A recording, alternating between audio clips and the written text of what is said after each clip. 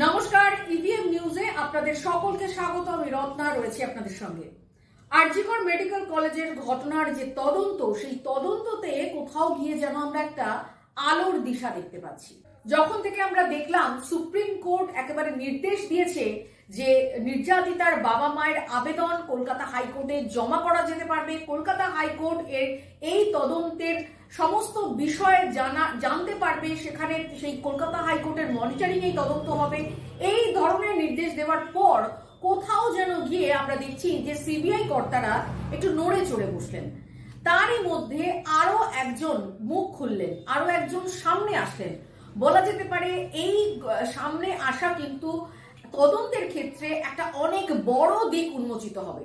তিনি হচ্ছেন নির্যাতিতার কাউন্সিলর। অর্থাৎ নির্যাতিতা যখন একেবারে ভেঙে পড়েছিলেন মানসিক এবং শারীরিক দিক থেকে তার কর্মস্থলে কাজ করতে গিয়ে, তো সেখানে দাঁড়িয়ে তিনি কাউন্সিলরের কাছে যান। উত্তর 24 পরগনায় থাকেন তিনি, এবং একদিকে তিনি কাউন্সিলর, অপরদিকে তিনি মনোসমাজকর্মী। তিনি হলেন মোহিত রণদীপ। এই মোহিত রণদীপের কাছে তিনি যান, নির্যাতিতা যান, এবং সেখানে গিয়ে তার সমস্যার কথা বলেন। বেসিক্যালি তার সমস্যা হচ্ছিল যে টানা কিছুদিন ধরে তার ডিউটি চলছিল, আর এই ডিউটির কারণে তিনি একেবারেই ঘুমোতে পারছিলেন না। ঘুমোতে যেমন পারছিলেন না, তেমন অপরদিকে কিন্তু তার একটা মানসিক চাপ ছিল। এই সমস্তটা নিয়ে তিনি কাউন্সিলরের কাছে যান, এবং সেখানে গিয়ে তার যখন অবসাদের কথা বলেন, একেবারে শরীর ভেঙে আসছে, সেই ঘটনা যখন তিনি বলেন, তখন কিন্তু এই কাউন্সিলর তাকে জিজ্ঞাসা করেন যে আপনার যে ঘুমের সমস্যা, এই সমস্যা কি ঘুম আসছে না, নাকি আপনি ঘুমানোর সময় পাচ্ছেন না? আর এখানেই নির্যাতিতা তার কাছে খোলসা করেন। তিনি বলেন যে টানা তাকে এমন ভাবে ডিউটি দেওয়া হচ্ছে আরজি করে যে তিনি ঘুমানোর সময় পাচ্ছেন না।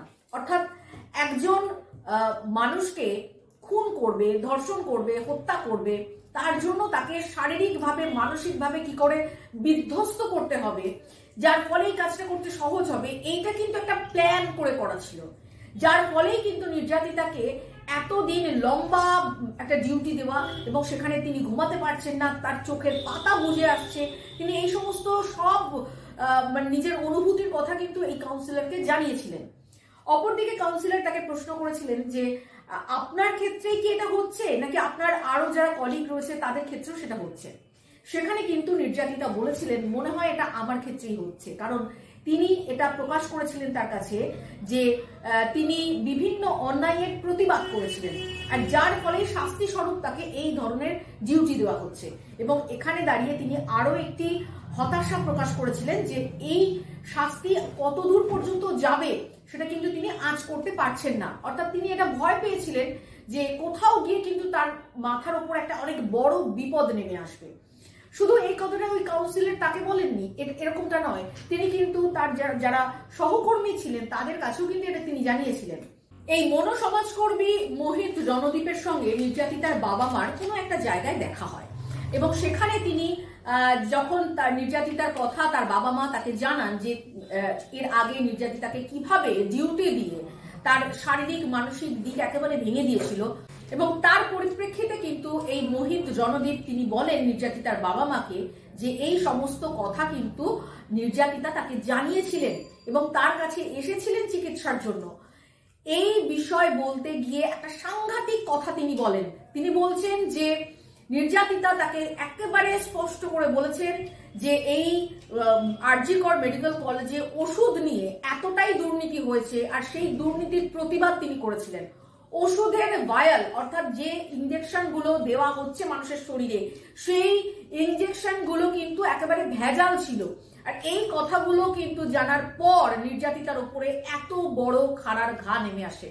নির্যাতিতা এই কাউন্সিলরের কাছে সন্দীপ ঘোষের নাম কিন্তু উল্লেখ করেন।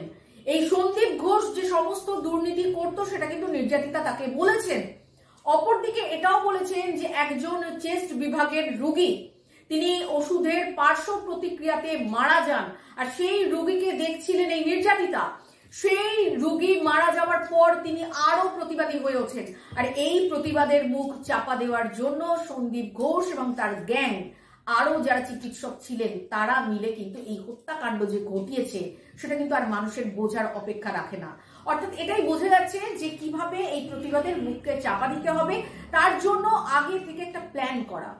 কি প্ল্যান? না তাকে এমন পরিশ্রম করানো হবে, এমন ভাবে তাকে খাটানো হবে যাতে তার শারীরিক মানসিক সমস্ত দিক ভেঙে পড়ে এবং তাকে তখন মেরে দিতে সুবিধা হবে।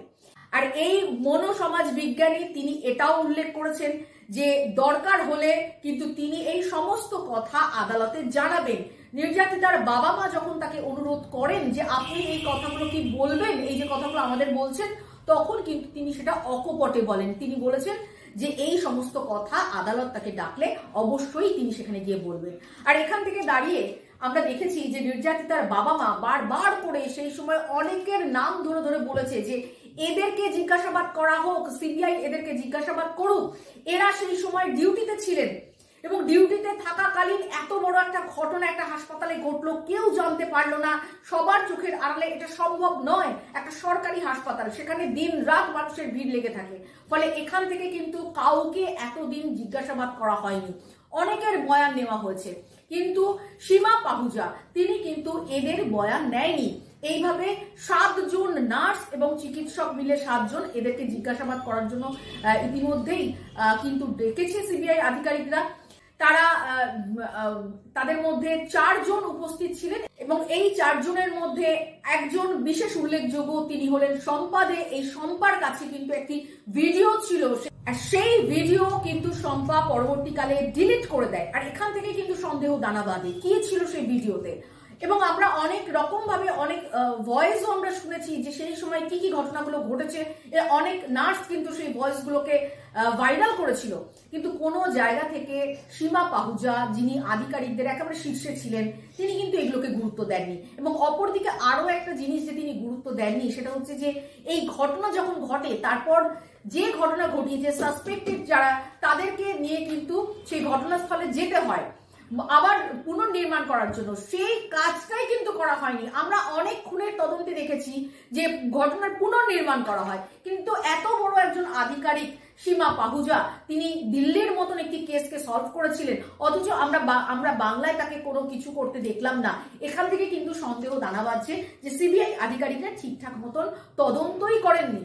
এবং সেইখান থেকে কিন্তু এবার যে বিষয়গুলো আসছে যে এই কাউন্সিলর যার কাছে নির্যাতিতা সমস্ত কিছু অকপটে বলেছিলেন এবং সন্দীপ ঘোষের নাম উল্লেখ করেছিলেন, তিনি যদি আদালতে গিয়ে সমস্ত কথাগুলো জানান তাহলে আমার মনে হয় আরো অনেকটাই তদন্তে গতি পাবে।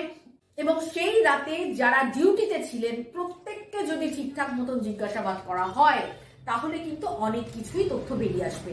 আর আমরা সেদিকেই নজর রাখবো যে আগামী দিন অর্থাৎ আগামীকাল সোমবার হাইকোর্টে, কলকাতা হাইকোর্টে কিন্তু পরবর্তী শুনানি রয়েছে, সেই দিকে আমাদের সকলের নজর রয়েছে এবং আমরা চাই যে এর দ্রুত সঠিক তদন্ত হয়ে দ্রুত বিচার হোক। আজ এই পর্যন্তই, সঙ্গে থাকুন ইভিএম নিউজ।